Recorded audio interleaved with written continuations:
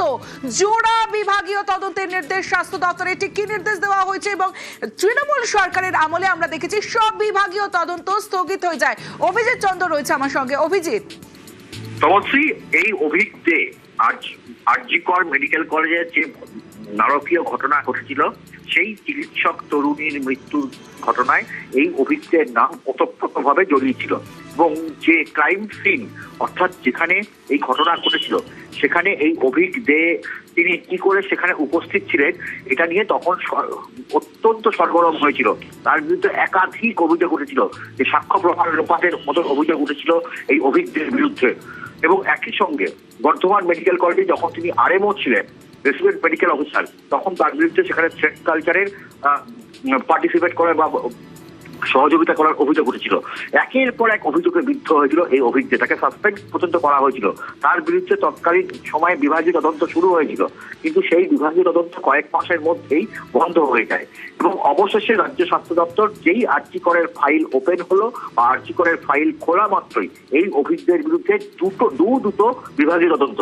একটি বিভাগীয় তদন্ত কেন না, আরজিকরের কেস ঘটনায় এই অভিজ্ঞের নাম বারবার অভিযুক্ত হিসাবে চিহ্নিত হয়েছিল এবং আরজিকরের ঘটনায় তিনি কি করে সেই ক্রাইম সিনে আরজিকর হাসপাতালের সঙ্গে তার কোনো সম্পর্ক না থাকা সত্ত্বেও তিনি কি করে সেই আটতলার সেমিনার রুমে যেখানে এই জুনিয়র ডাক্তার তরুণীর মৃতদেহ উদ্ধার হয়েছিল সেখানে তিনি কি করে উপস্থিত ছিলেন, সেই প্রশ্ন উঠেছিল।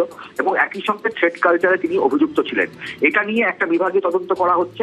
অন্য আরেকটি বিভাগীয় তদন্ত কি, এসএসকেএম হাসপাতালে তিনি পোস্ট গ্রাজুয়েট ট্রেনিং হিসাবে জয়েন করেন এবং সেখানে কোনোদিন প্রায় কোনো রকম চিকিৎসা করেননি, কোনো রকম তিনি পড়াশোনা করেননি। তারপরেও তিনি কিভাবে সেখানে পিজিটি বা পোস্ট গ্রাজুয়েট ট্রেনিং মতন একটা সম্মানীয় পদ তিনি পেলেন, সেই সময় প্রশ্ন উঠেছিল। দেখা গিয়েছিল যে কোভিডের সময় চিকিৎসা করা নিয়ে একটা কোটা সরকার কোটা তৈরি করেছিল, সেই কোটার ভিত্তিতেই এই অভিজ্ঞ সেখানে চান্স পেয়েছিল এবং সেটাও কিন্তু পেছনের দরজা দিয়ে এমনটাই অভিযোগ উঠেছিল যে স্বজন পোষণ এবং তাকে অন্যায়ভাবে সেখানে ঢোকানো হয়েছিল এবং সেটা নিয়েও আরো একটি বিভাগীয় তদন্ত তার বিরুদ্ধে করার প্রস্তাব দিয়েছে রাজ্য স্বাস্থ্য দপ্তর এবং দুটি বিভাগীয় তদন্তই পাশাপাশি চলবে এবং এই সময়কালে সমস্ত রকমের সরকারি সুযোগ সুবিধা, বিশেষত তার যে স্টাইপেন্ড বা মায়না, সেই মায়নাও তার বন্ধ থাকবে এবং এই অভিজ্ঞের দিয়ে শুরু হলো। এটা মনে করা হচ্ছে যে অভিজ্ঞ শুধু নয়, বিরূপাক্ষ বিশ্বাস সমেত আরো যে বহু চিকিৎসক যারা বিভিন্ন হাসপাতালগুলোতে, বিভিন্ন মেডিকেল কলেজগুলোতে এই থ্রেট কালচারের সঙ্গে যুক্ত ছিল বা এই আরজিকরের কাণ্ডে ওতপ্রোতভাবে বা ঘনিষ্ঠ সম্পর্ক ছিল আরজিকর কাণ্ডে, তাদের বিরুদ্ধে কিন্তু এই অভিযোগের ফাইল ওপেন হবে। তমশ্রী, বেশ, থ্রেট কালচারে অভিযুক্ত অভিজ্ঞদের বিরুদ্ধে বিভাগীয় তদন্ত, জোড়া বিভাগীয় তদন্তের নির্দেশ স্বাস্থ্য দপ্তরের। আর এই নিয়ে আমরা কথা বলেছিলাম আরজিকর আন্দোলনের অন্যতম মুখ চিকিৎসক কিঞ্জল নন্দ, অনিকেত মাহাতোদের সঙ্গে। কি বলছেন তারা, দেখুন।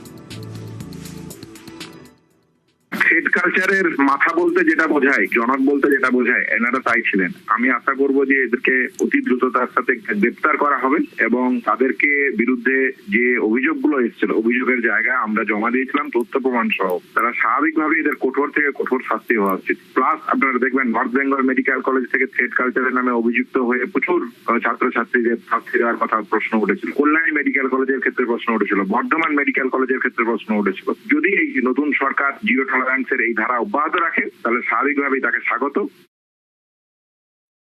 এই পুরো স্বাস্থ্য ব্যবস্থাটা একটা দুপুর বাসা হয়ে দাঁড়িয়েছে।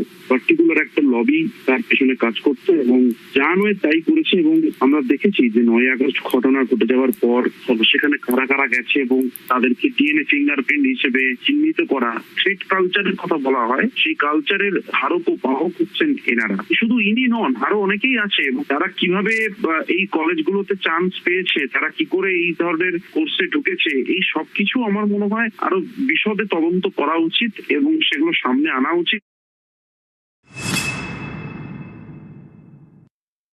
আগের সরকার যেভাবে অভয়ার কেসকে ধামাচাপা দিয়ে আসল দোষীদের আড়াল করে যে আইন নিজের হাতে তুলে নিয়ে সমস্ত বাংলার মা বোনেদের প্রতারণা করেছে, একটা মহিলাদের উপর আক্রমণ, একটা প্রাতিষ্ঠানিক দুর্নীতি, সব খাতা খোলা হবে।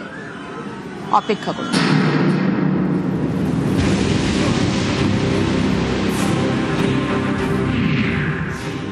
ফাইল খুলল আরজিকর মামলার। ফের এই অপরাধের তদন্ত করবে সিবিআই। বৃহস্পতিবার নির্দেশ দিল কলকাতা হাইকোর্ট।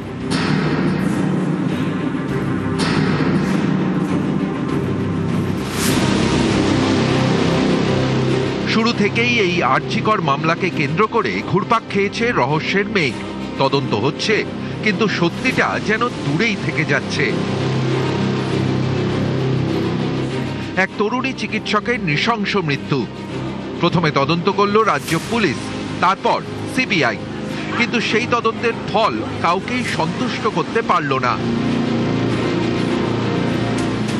সবার মনেই যেন একটাই কথা, আজও বিচার পেল না অভয়া। চিকিৎসকের ধর্ষণ খুনের অপরাধে সিভিক ভলান্টিয়ার সঞ্জয় রায়কে গ্রেফতার করেছিল কলকাতা পুলিশ। তদন্তের পর সেই সিভিককেই কালপ্রিট বলে ঘোষণা করে সিবিআই। সাজা হলো সেই একজনেরই। ক্ষোভে ফেটে পড়লেন সবাই। প্রশ্ন উঠল, এখানেই কি সব শেষ? যেসব প্রশ্ন রয়ে গেল তার উত্তর কবে মিলবে? চরম নৃশংসতার নজির দেখা গিয়েছিল আরজিকরের ঘটনায়। তরুণী চিকিৎসককে শ্বাসরোধ করে খুন করা হয়েছিল। যৌনাঙ্গে জোর করে কিছু ঢুকিয়ে দেওয়া হয়েছিল। অভয়ার শরীর জুড়ে ছিল ক্ষতচিহ্ন। একাধিক জায়গায় জমাট বেঁধেছিল রক্ত। অভয়ার মা বাবা বারবার প্রশ্ন তুলেছিলেন, এমন নৃশংস অপরাধ কি একজনের পক্ষে করা সম্ভব?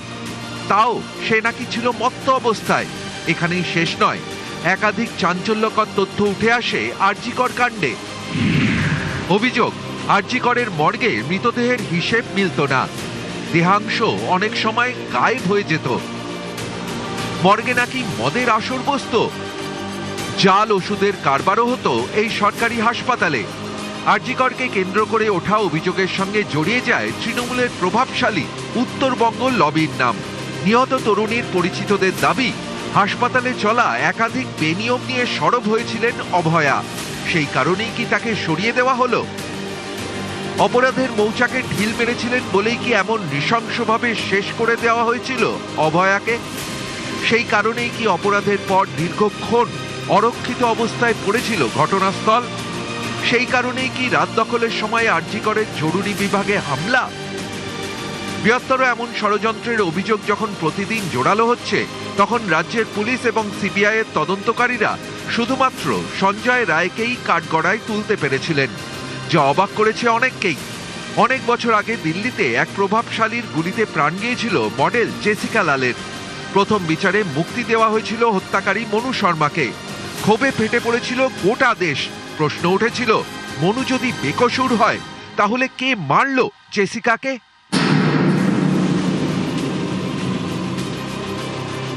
শেষ পর্যন্ত সাজা হয়েছিল মনু শর্মার।